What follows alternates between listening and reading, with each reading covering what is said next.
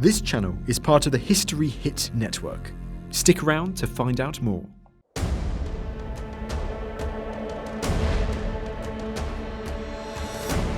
We Europeans are 750 million people, spread across more than 50 states.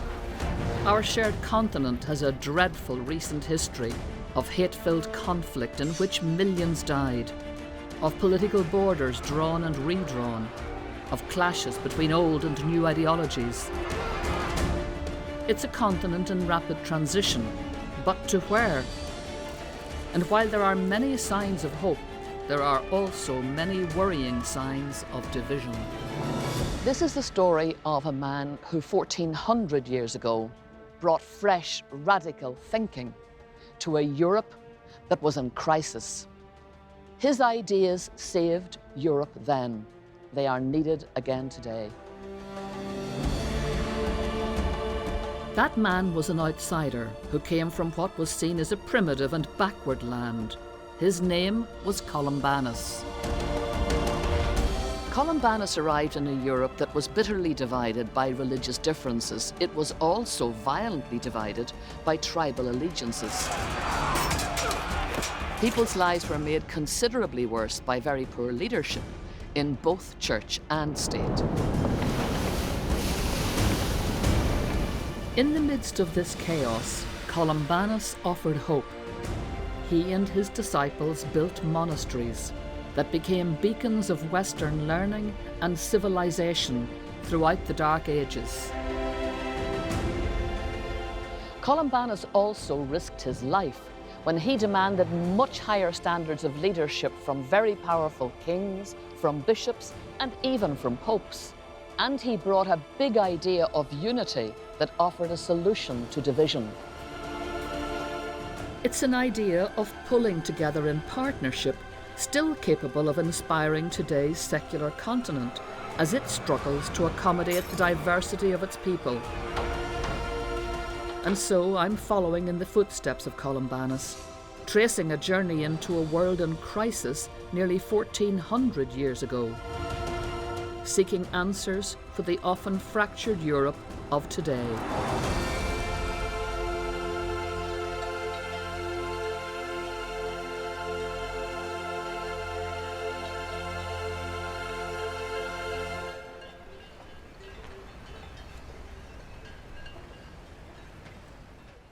The Roman Empire.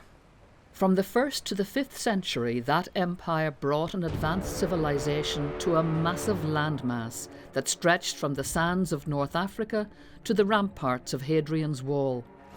The territories of this powerful empire benefited from its engineering, its law and order, and the sophisticated learning of Greek and Roman civilization. Columbanus brought a lot to Europe, yet interestingly, he was a rank outsider. He came from the only country in Western Europe to stay outside of the Roman Empire. Yet his achievements took place against the backdrop of its rise and fall. Ireland lay on the edge of Europe, beyond the Roman Empire. An island without books, roads and towns. An island so remote and so apart that Columbanus and his fellow Irish were viewed as mere barbarians. But by the time Columbanus was born in the 6th century, Europe was in a state of flux. Columbanus' life played out in a Europe plunged into violent chaos by the collapse of the Roman Empire following attacks by barbarian tribes. In this Europe of the Dark Ages, his vision, talents and faith had a unique impact. If you love history, then you'll love History Hit. We have tons of exclusive documentaries about the most important people in history that you will not find anywhere else. There is a great collection of religious history content available to History Hit subscribers, from the Crusades to the birth of Islam. There are plenty of topics to choose from for your next documentary fix. We're committed to bringing history fans award-winning documentaries and podcasts that you cannot find anywhere else. Sign up now for a 14-day free trial, and Parable fans get 50% off their first 3 months. Just be sure to use the code PARABLE at checkout.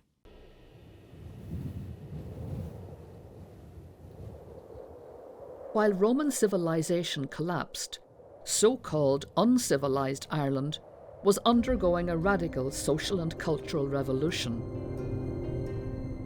It was the fruits of this Irish revolution that Columbanus would bring to Europe. We're told that Columbanus was a popular and attractive young man, born in the centre of Ireland in Leinster, probably to a wealthy landowning family, around the year 550. Columbanus was the first Irishman to leave a body of written work. He was also the first to have a biography written about him shortly after his death. However, we should read that book with care because it conveys Columbanus as a very saintly hero. You know, I really am tired of these old-fashioned traditional lives of the saints. They're so syrupy and full of gross exaggerations. There was a real Columbanus, and we need to find the real Columbanus.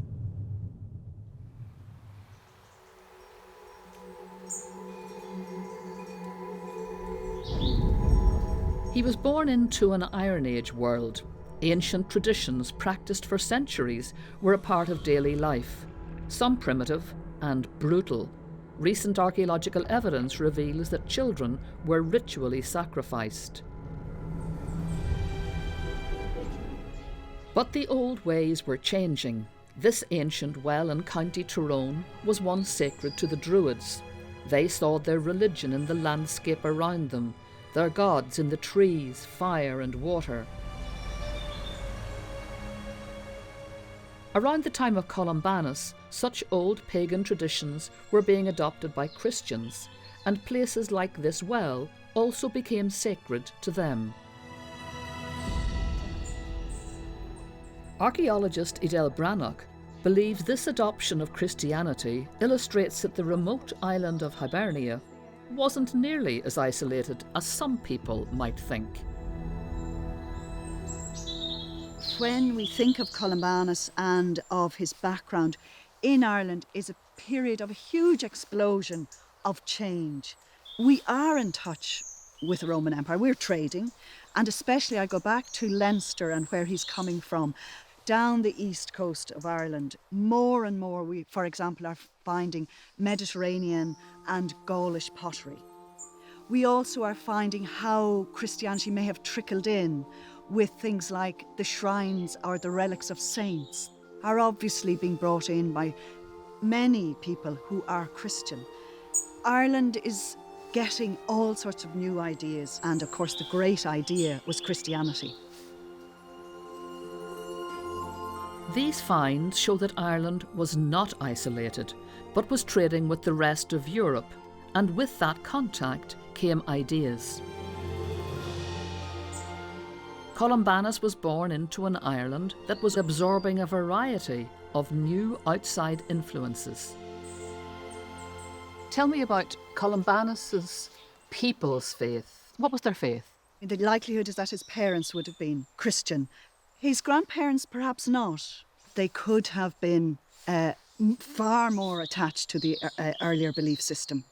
So Columbanus is not awakening as a child into just, I suspect, one particular religion.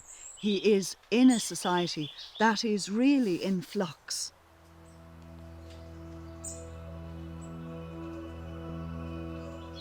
I find it just intriguing to think that Columbanus's Ireland is such an exciting place, open to the world, trading goods, services, ideas, and the biggest idea is Christianity.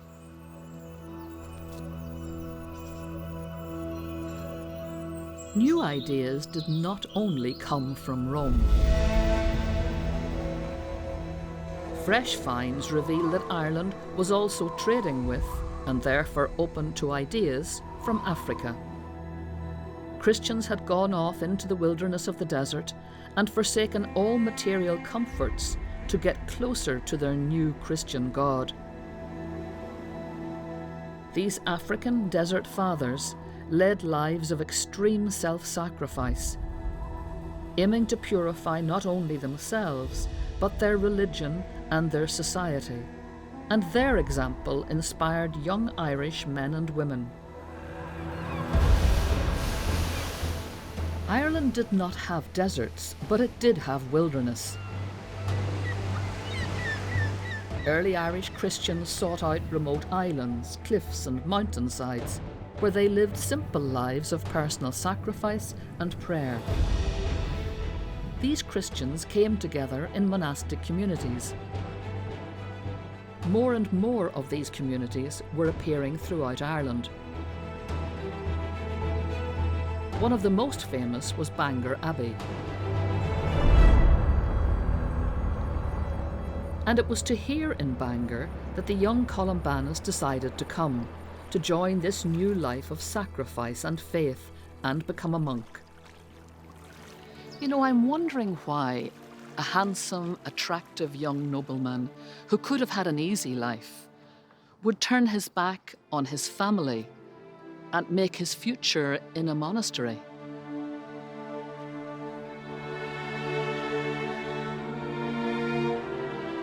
I've come to the church built on the site of Bangor Abbey to discover what exactly Columbanus would have experienced when he first came here.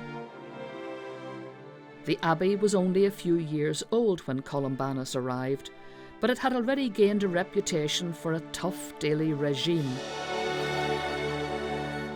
It's a harsh regime. They're coming from a military background, except instead of fighting other people, what they're doing is they're fighting their own bodies and their own temptations. You live separately in individual huts, but you gather together in the church every 3 hours. You don't sleep at night. You're standing guard, and your job is to pray.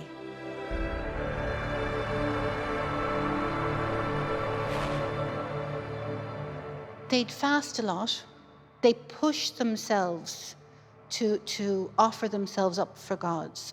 One of the ways in which they push themselves is they would go into the lake, and they could be standing in the lake, maybe in cross vigil with their arms up, and they could be reciting 100 Our Fathers like that.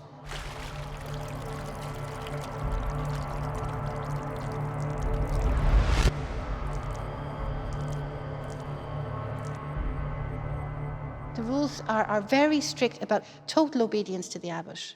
You don't backchat, you don't gossip, you don't ever question what he says. He is the guy in charge. So they created a tight-knit community partly by the harshness and the rigour of the regime.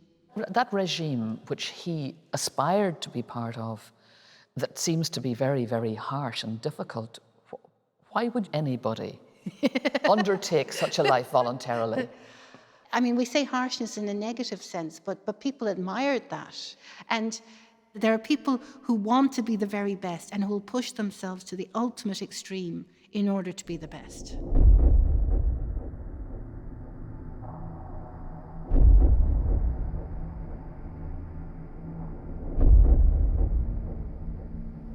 I really do have to admire the fact that Columbanus chose to come to Bangor, to this monastery, because it had the reputation of offering the harshest form of monastic life. That tells us a lot about the character of the man.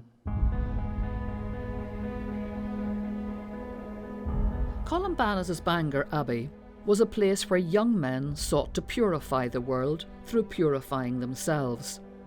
But it also became one of the first urban centres in Ireland. The surviving ruins of Glendalough give us a better understanding of what foundations like Bangor Abbey must have been like. As well as the church, the monks had a refectory where they gathered to eat food produced in the surrounding fields or fished in the loch.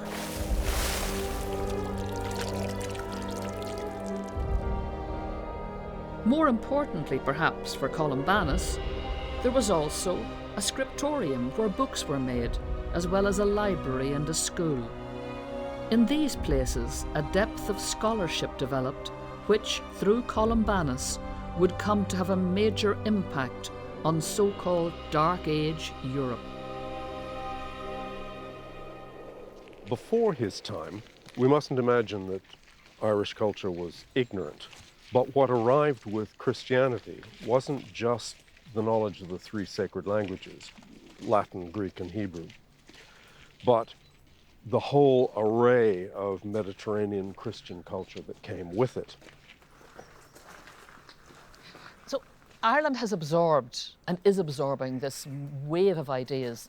What does it do with them? Does it do much with them? Oh, it does. It does everything with them. The first thing the Irish made themselves masters of was grammar. And they created a whole library of new Latin grammars. And the second thing they did was to make themselves the best mathematicians in Europe. And the Irish very quickly become the masters of this in the whole of Western Europe. You've described to us how Ireland absorbed so much that was rich from Europe. What did they do with that? Did they return the compliment? Did they do anything with it? They invented new forms of script. In ancient Hebrew and Greek and Latin, the writing was continuous, scriptura continua. But the Irish broke these up by putting spaces between words. Most that you and I take for granted on a modern printed page is an invention of the Irish in the 6th and 7th centuries.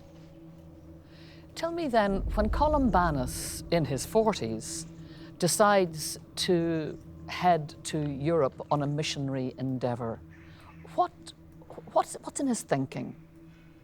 Well, he knows things that they don't. He's got the zeal that the Irish have. I mean, the Western Empire is running down and has run down. There are no more Roman emperors in the West. It's only barbarian kings. And the Irish come with no army, with no economic power, only intellectual acumen. The only thing they have is persuasiveness.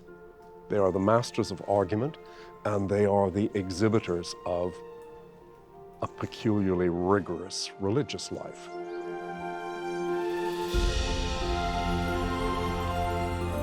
The Ireland Columbanus was leaving behind had, through a mixture of trade, travel and the religious culture of the monasteries, been transformed. No longer a remote wind-swept backwater, it was, by the end of the 6th century, a rich culture buzzing with ideas, the biggest of which was Christianity. The image I have is of an Ireland alive with learning, and Columbanus armed with great scholarship, intense spirituality, wanting to spread this big idea through the power of persuasion and his own personal holiness.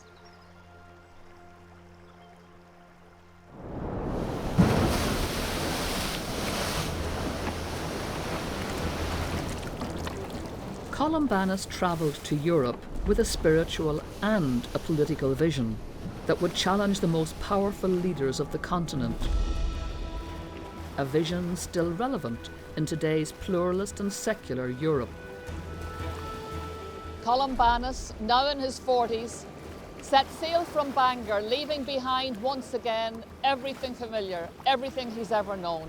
Heads towards a chaotic Europe, to a life, well, who knows what it's going to hold for him.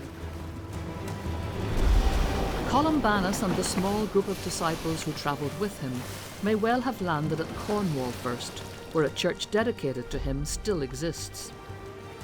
They continued on to France and a Europe which he would enrich by bringing scholarship and spirituality from Ireland, where he would risk his life challenging those in power.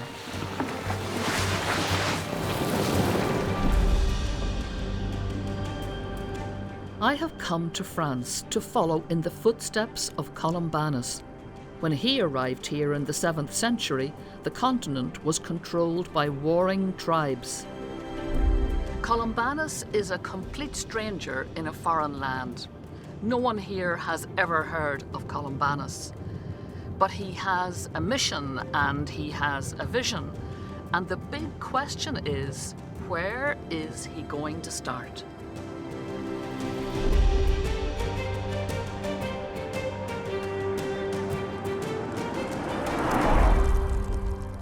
From Brittany, Columbanus made his way to Annegray in eastern France, where he built his first monastery.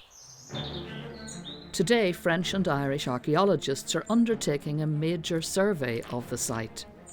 As they dig, clues are emerging that answer questions about Columbanus. Why did he choose to build here, and how did a so-called barbarian manage to get this site in the first place?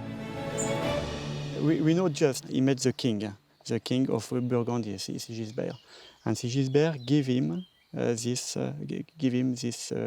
area, this space. It was probably a holy area. A holy place, a sacred place. Yeah, absolutely. Because we found, you can see on this map, we found the plan of a temple, a Roman temple, just 20 meters from here. So, a king gives a complete stranger from Ireland called Columbanus what you are telling me is a very important Roman site. It was an important Roman site. But Columbanus was an important person. And Columbanus was like, how to say, le représentant. The representative. The representative of the king. Columbanus clearly impressed the King of Gall. Evidence from the dig suggests that Columbanus shrewdly convinced the king to build a monastery as a way of defining his territory.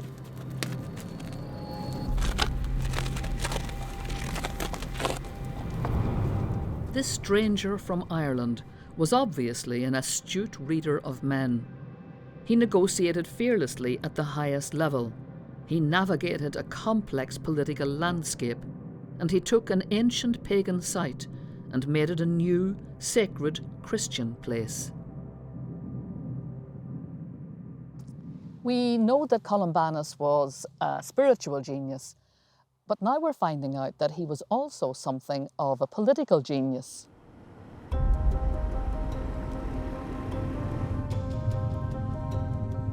So great was the demand to join the way of life that Columbanus had brought from Ireland that within a few years he returned to the king and negotiated a second monastery site in nearby Luxeuil.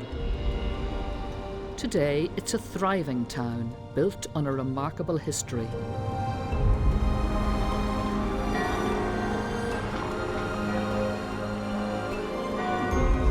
Yes. Sebastien and his team are slowly uncovering that history, digging deep into the past at the site of Columbanus' second monastery. They believe there was already a small, though weakened, community of Christians here who had survived the barbarian invasions.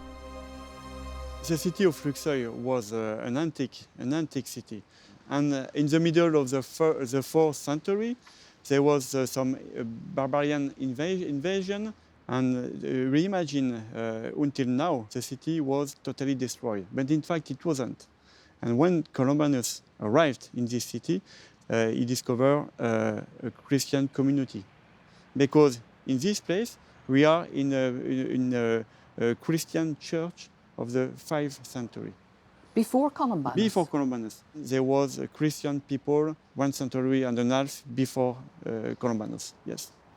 When Columbanus arrived, Luxeuil was a city in decline, and Christianity in the region was also in decline. So what did he bring? What did Columbanus bring to that situation? Columbanus impulsed a new spiritual energy.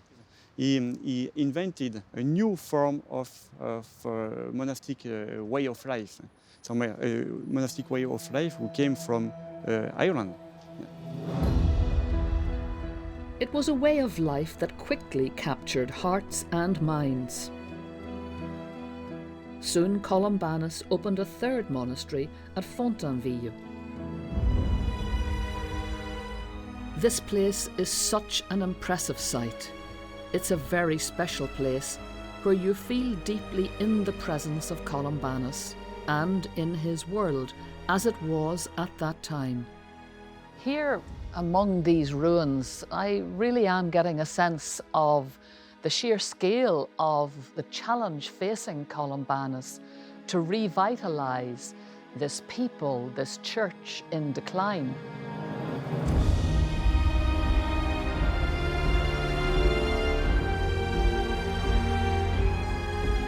The monastery that Columbanus founded at Luxeuil would grow into one of the most important monastic centres of the early Middle Ages. Over time, Luxeuil became the hub of a network of over 50 monasteries throughout the continent. Voilà. So here we So are now at the Abbey Saint-Colomban. Nous arrivons avec le même panneau qu'à Bangor. Oh yes, of course. Sebastian has brought me to the monastic buildings, Non, the interior là, of dans the la abbey. ville de Luxeuil. The popularity and success of Columbanus's way of life was due to more than his enthusiastic spirituality of sacrifice.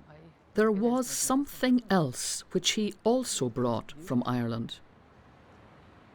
Luxeuil became a very famous abbey because when Columbanus and the first monks came, they bring with them Scholarship, is the it from scholarship from Ireland.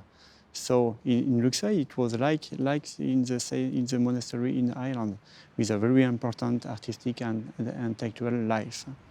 As soon as they founded the monastery, the elite was sent in this monastery for their education. And why was that? What attracted wealthy parents to send their children here?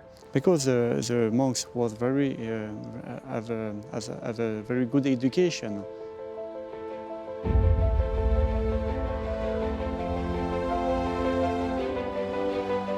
The sons of the European elite became the monks' students, and these students became the abbots, bishops and kings of Europe.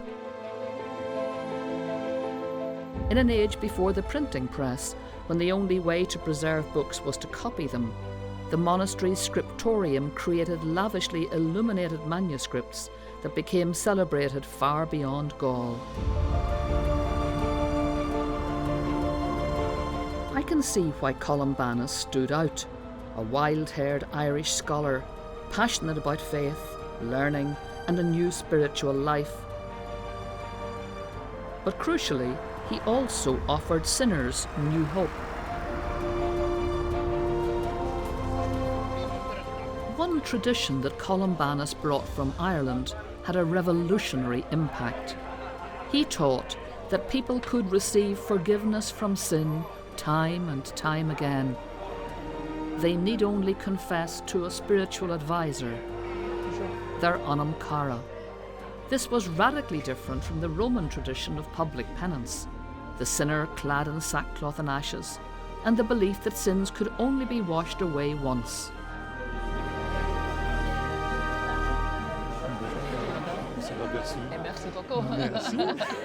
For ordinary sinners like me, it was a doctrine of hope. Before Columbanus, in the first centuries of Christianity, the forgiveness of God was given only once in the life. So generally speaking, people were waiting the end of life to ask the forgiveness of God. And sometimes they were waiting too long, and it was not possible. But for the Irish monks and for Columbanus, the idea was every day we have to ask the forgiveness to God. And this is a new idea that the Irish monks introduced into the Catholic Church. So he's saying you don't have to wait until the end of your life. You can have forgiveness every day. Exactly, yes. It's a new idea that forgiveness of God is possible if they are sincere. This sounds to me like a very different idea of God from the harsh, judgmental God to the gentle, loving, forgiving Father. Yes, this is the idea of a God of love.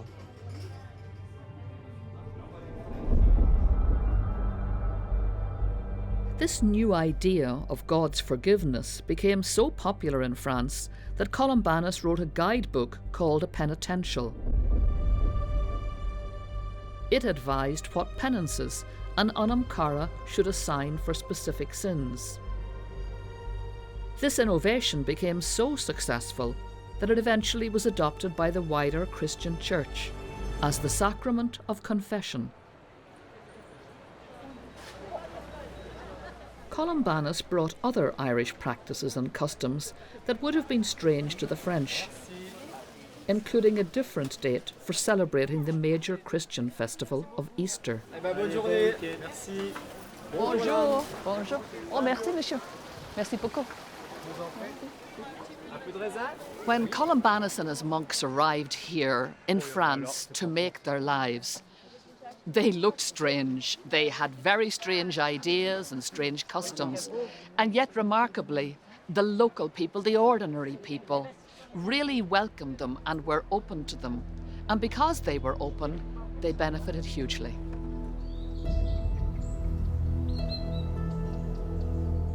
Columbanus' monastic way of life reinvigorated Christianity. His learning underpinned a sophisticated scholarship that informed generations of European leaders.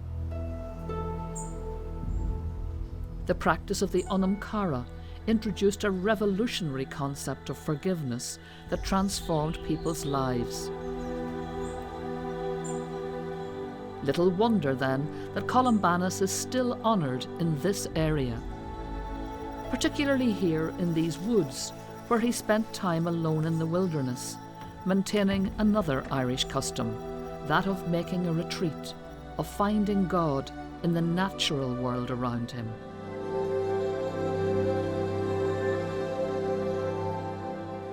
Columbanus came to this very beautiful spot twice a year to prepare for Easter, to prepare for Christmas, to take himself away from the monastery and just to be on retreat. And it's interesting that so many people, 1400 years later, are still coming here to this spot, writing in these books as if they could almost encounter him here, physically as well as spiritually. There is no doubt that Columbanus made a big impact in Gall, but he also made enemies by going against the grain of the established church hierarchy.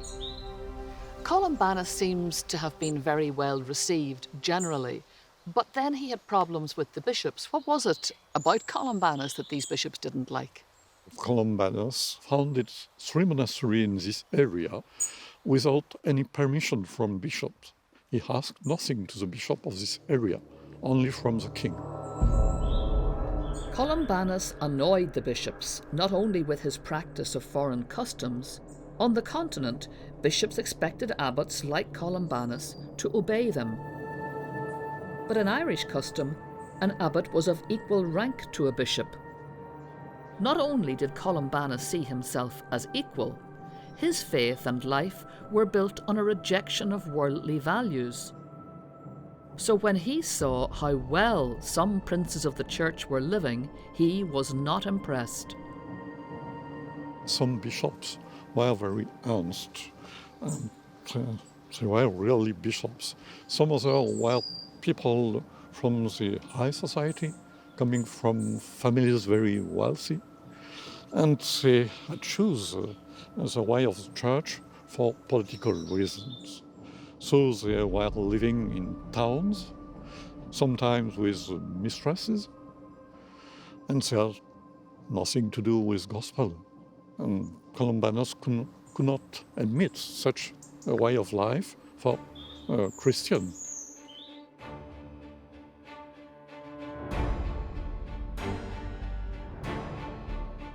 The bishops summoned Columbanus to account for his foreign customs.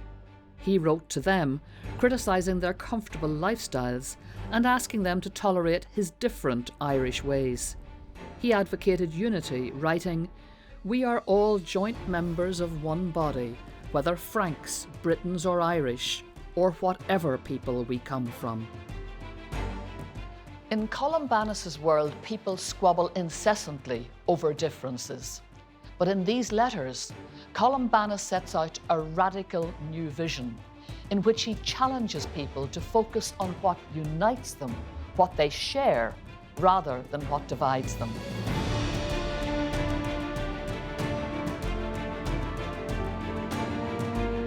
The letter is fascinating. It may be one of the first written expressions of an international, shared sense of identity, which crosses boundaries of nationality and race.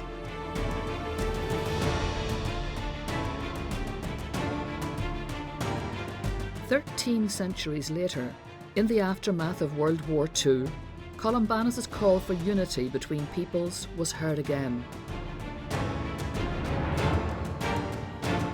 With the devastation, hatred and division of war still lingering in the air, European leaders gathered in Luxeuil in July 1950 to mark the 1400th anniversary of the birth of Columbanus, and a new idea was born.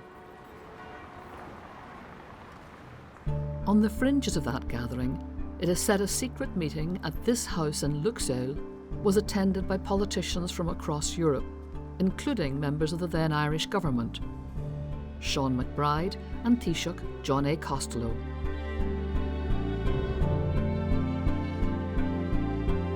The idea of a Europe united in diversity may very well have started here in this house in the name of Columbanus. Because at that secret meeting, it is said that the seeds were sown for what became the European Union. During the anniversary celebrations, Robert Schuman, one of the founders of the European Union, said, "St. Columbanus willed and achieved a spiritual union between the principal European countries of his time." And he referred to Columbanus as the patron saint of all those who now seek to build a united Europe.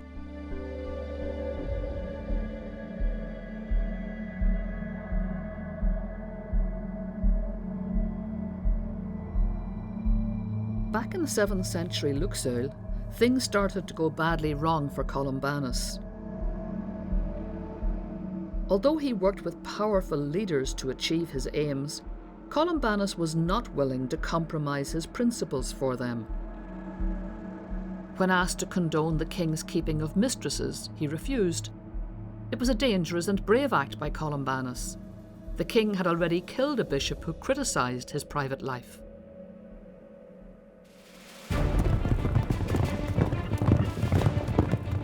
In response, the king seizes Columbanus and the other Irish monks from their monastery and marches them 800 miles to the port of Nantes to be shipped back to Ireland.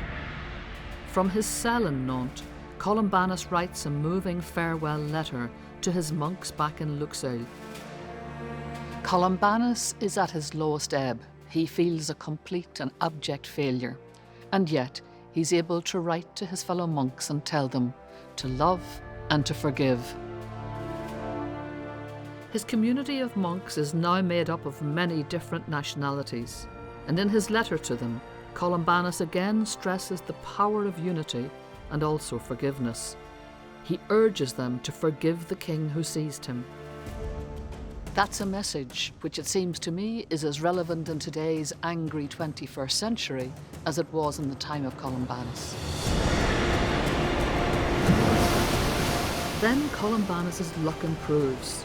There is a storm in Nantes, and the boat transporting him and the other monks back to Ireland is unable to leave port. The captain, believing this is a sign from God, releases the monks, and so they are free men again.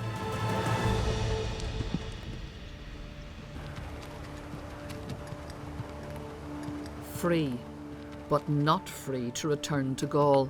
So Columbanus and his Irish monks set out on yet another journey, an epic trek across Europe and along the banks of the Rhine to Brigantium.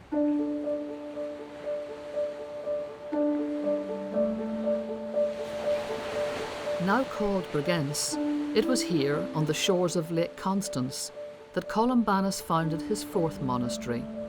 once again after negotiations with the local king.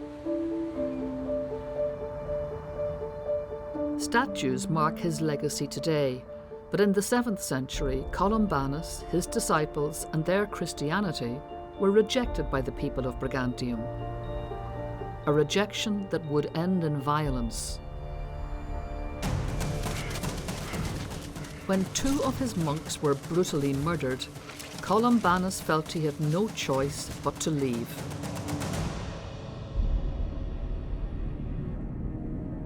Expelled from Gall, rejected by Brigantium, cast adrift from the monasteries he had trekked far across Europe to build, at this point, Columbanus must have wondered if his life's mission had come to nothing. And yet he did not give up. He was a man of great inner strength, a strength that is revealed in his writing. You spent a lot of your career studying and translating Columbanus. How does he, the person, come across to you in terms of character? I think extremely driven, and what impresses me about Columbanus is really his energy, and the energy comes across very strongly in his writings. And by this stage, Columbanus is a good age. Yeah, he's probably in his early 60s. And he's trudged across most of Western Europe by this stage. Tell me about his spirituality. Well, there's something mystical about about some of his writings, the sense that reason alone cannot comprehend God, but also the idea that we are pilgrims on the earth, that we don't really have a home anywhere on earth, and so our life is a journey. And we see this right throughout his kind of religious odyssey on the continent, where he's continually being compelled forward. And Rome and Italy had a very big attraction. And so he talks a lot about Rome in his letters, and not as the seat of empire, but as the Church of St. Peter and Paul. And so he's attracted to Italy.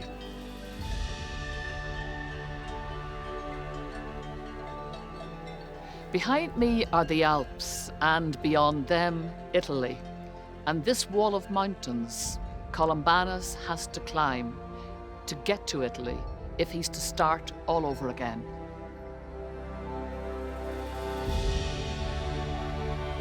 While Columbanus headed for Italy, one of his disciples, who had followed him all the way from Ireland, chose to stay on the shores of Lake Constance and build a hermitage in the wilderness.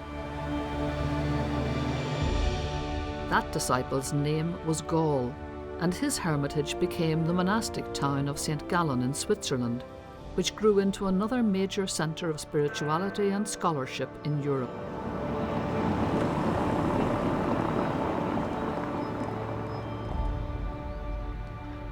In this modern Swiss town, you get a real sense of the impact of those monastic foundations laid down by Columbanus and his disciples, perhaps better than anywhere else in Europe.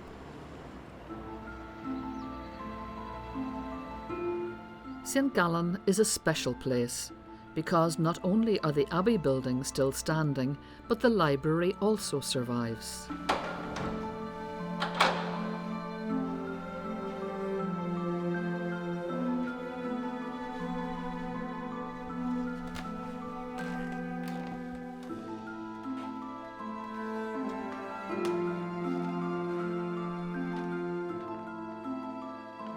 I think the only way to greet this place for the first time, is any time perhaps, is just with complete awe.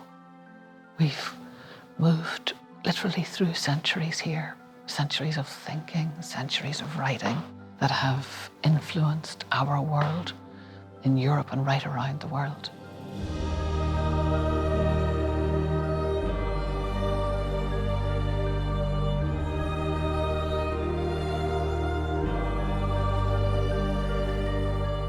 It's quite a wonderful feeling to be in the place where a small group of Irish monks with great intellects and a great scholarly discipline who leave their country, who come here with very little except what they have, brain power they have. And out of that, they create a tradition of learning, of scholarship, of questioning, a tradition of a real formidable intellectual endeavour that continues in this library to this day and is part of Europe's patrimony, is part of the world's intellectual patrimony.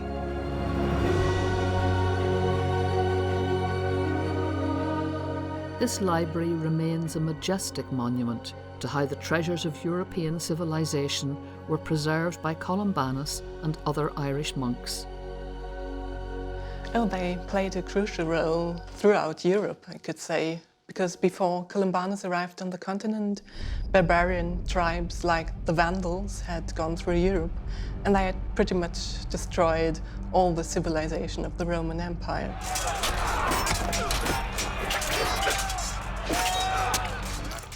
But when the Irish monks arrived, they brought classical learning with them, and they valued classical scholarship very highly, and their standard of Latin was very high as well.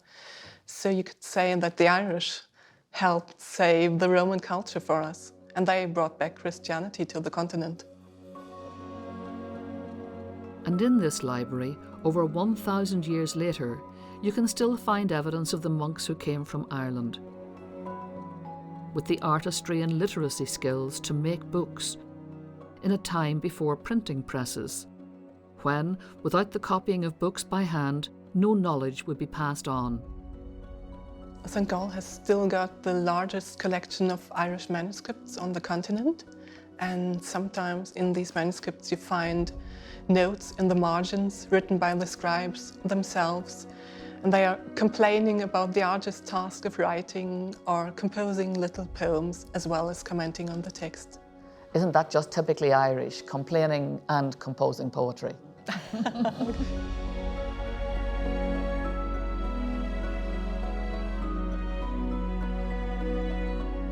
The exquisite artistry and delicate craft of the Irish scribes is alive on the pages of the St. Gallen manuscripts.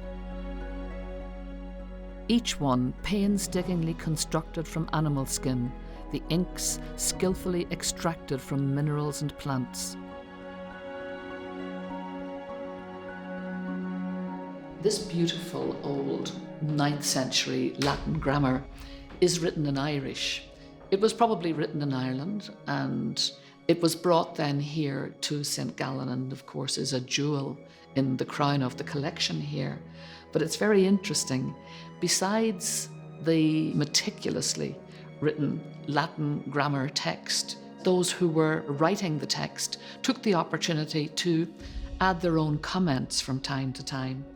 On this page, at the top, someone has written in Ogham script, "I had too much beer last night, now I have a headache." And at the bottom, someone has written in Irish a very beautiful poem about his love of nature and how he would love to be outdoors.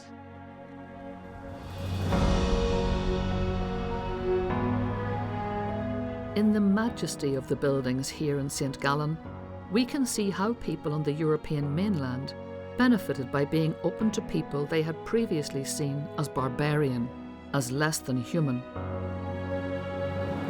Columbanus and his disciples left a legacy of monastic foundations that saved and transmitted the knowledge not only of Christianity, but of Greek and Roman classics, which these monks copied and preserved. Before Columbanus, the Irish were seen as uncivilized from the edge of the world. It is with him that the legend of Ireland as a holy island, as the land of saints and scholars, begins.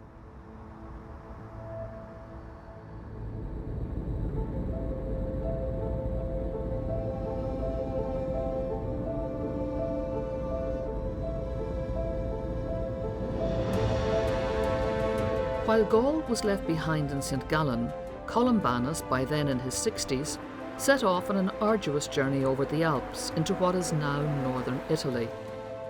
It was the kingdom of another barbarian tribe, the Lombards. He went to the king of Milan and negotiated land on the site of an abandoned church in Bobbio. It would be his fifth and final foundation. When Columbanus arrived here, he began labouring and chopping down trees to build a monastery. That monastery, like Luxeuil and Gall, would become a major centre, not only of spirituality, but of culture. And as with his other foundations, contacts between Bobbio and Ireland continued for centuries after Columbanus, with Irish monks following in his footsteps, bringing books and working in the scriptorium.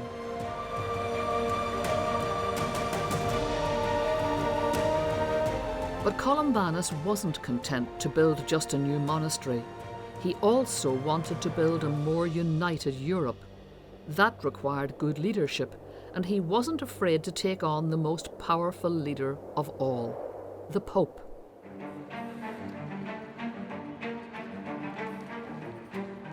Columbanus had noticed that the European continent was split, not only by tribal and regional divisions, but also by religion.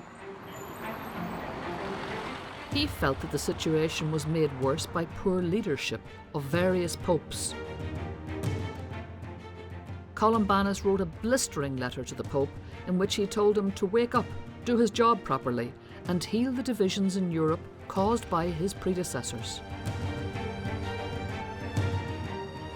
Columbanus made clear how he felt the Pope could become a better and purer leader.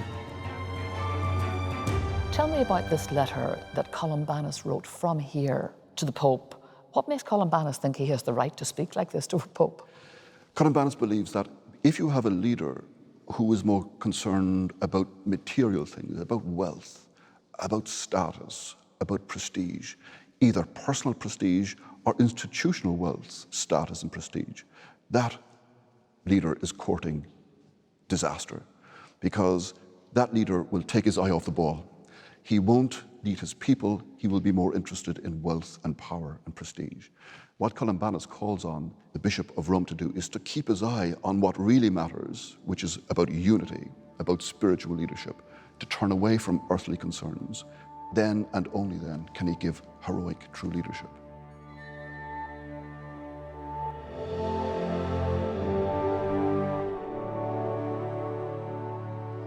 Columbanus had very clear views about what made for good leadership.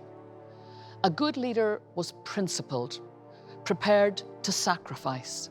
A person who gave service, was not interested in self-service. With that kind of leadership, you could build trust, you could build hope, you could lead people to a better place.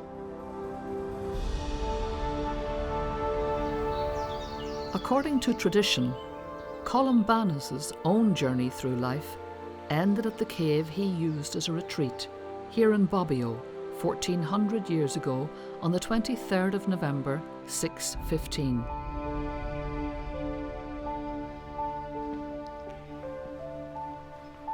This beautiful tomb is the final resting place of Columbanus. It's a very respectful and lovely memorial to a remarkable man, but it's not the legacy or the memorial that Columbanus would have wished. What he wished for is that the seeds of his thinking would gather momentum through the generations, transforming how we relate to each other.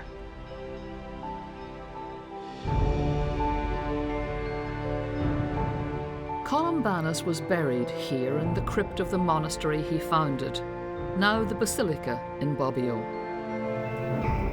1400 years later, these buildings are no longer part of the monastery. They are, however, used as a school for the young people of Bobbio. Do you think Columbanus' ideas, sue idee, sui pensieri, sono più importanti adesso che nel passato? Yes. You are all young Europeans. When you become a mother or a father, will you teach your children about Columbanus? Will you tell them about Columbanus? Yes. Let's take 5 words that are about Columbanus. Tutti insieme. Rispetto, respect. Honesty. Love.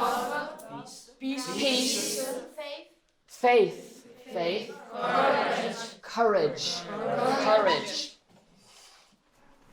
I suppose it's no surprise that the children here are fascinated by the history of Columbanus. But what I find striking is how important he is to them, what an inspiration he is to them today.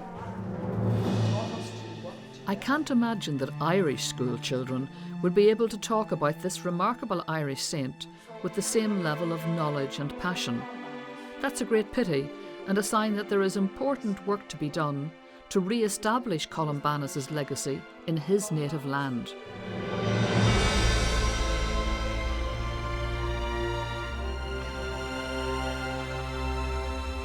"1,400 years after his death, the wild-haired Irish monk, with his radical ideas, spirituality, scholarship, and fearlessness, continues to inspire.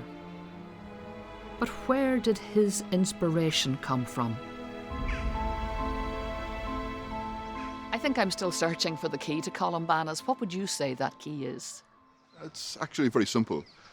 His principles are about harmony in diversity, and his ideas go back way beyond Christianity. People in the ancient world saw tremendous variety and tremendous diversity in the world about them. And Columbanus takes over these ideas and he talks about the diversity among human communities, among peoples, among nations. But if they work together in peace and in harmony, it makes life possible for everybody. He uses an image of a choir, doesn't he? Yeah, the image of the choir was popular in political rhetoric of the ancient world. Different people singing different notes. In polyphony, you've people, different registers, people with different abilities. But the result is a harmonious sound.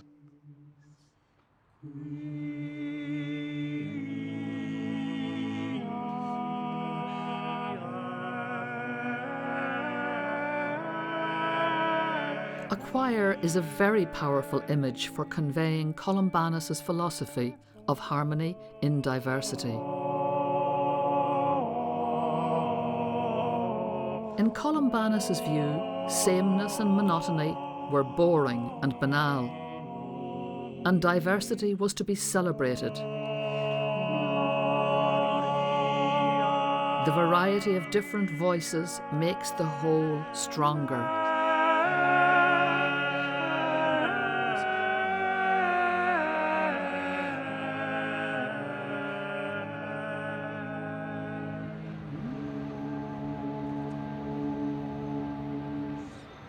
Columbanus never made it to Rome, but his ideas certainly did, and they still offer solutions in today's fragile Europe. Although modern technology and globalization are bringing us closer together, we remain fearful of difference, of religion, nationality, culture, even of sexuality. Columbanus' story suggests that we should embrace and learn from these differences and recognise the common humanity that unites us. Being open to the other benefits us as individuals and as a society.